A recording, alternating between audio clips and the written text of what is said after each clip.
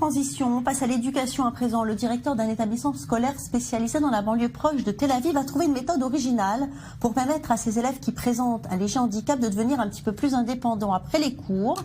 Ils le retrouvent dans un appartement mis à disposition par une association pour leur permettre d'apprendre des gestes du quotidien et devenir ainsi plus autonomes. Regardez.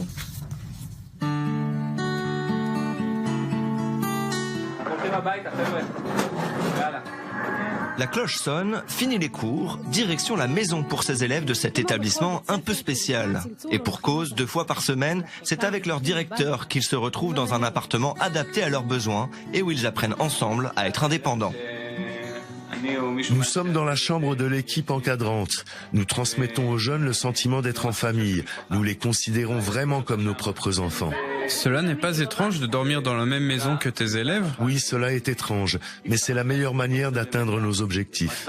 Permettre à des enfants de voler de leurs propres ailes malgré leurs difficultés, c'est le pari que s'est fixé il y a cela 4 ans Shlomi, directeur de cet établissement situé dans la ville de Nest Tsiona, dans la banlieue proche de Tel Aviv. Pour lui, la meilleure méthode d'enseignement passe par l'éloignement du cocon familial. Qu'est-ce que vous voulez faire aujourd'hui? Il faut faire les courses. Quelles courses? Des courses pour le repas de midi.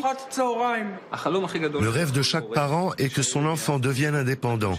Mais lorsqu'il est à la maison, c'est souvent les parents qui font tout à leur place. Nous avons reçu une jeune fille qui, à l'âge de 20 ans, ne savait pas se doucher seule. Après 3 semaines dans notre appartement, elle se douchait seule.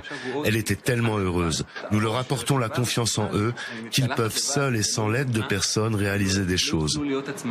Oded est l'aîné des élèves de Shlomi. L'école lui apprend à se débrouiller tout seul. Elle lui apprend à préparer des repas simples, à appeler un taxi ou faire son lit sans l'aide de personne. Lorsque je suis arrivé chez mes parents, j'ai dit à ma mère que je voulais préparer une omelette. Grâce à la volonté de faire de Shlomi son directeur, cet établissement a reçu l'aval du ministère de l'Éducation.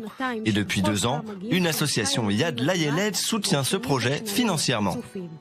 À l'aube, c'est avec leur directeur que ces jeunes retourneront à l'école pour une nouvelle journée d'apprentissage vers l'autonomie.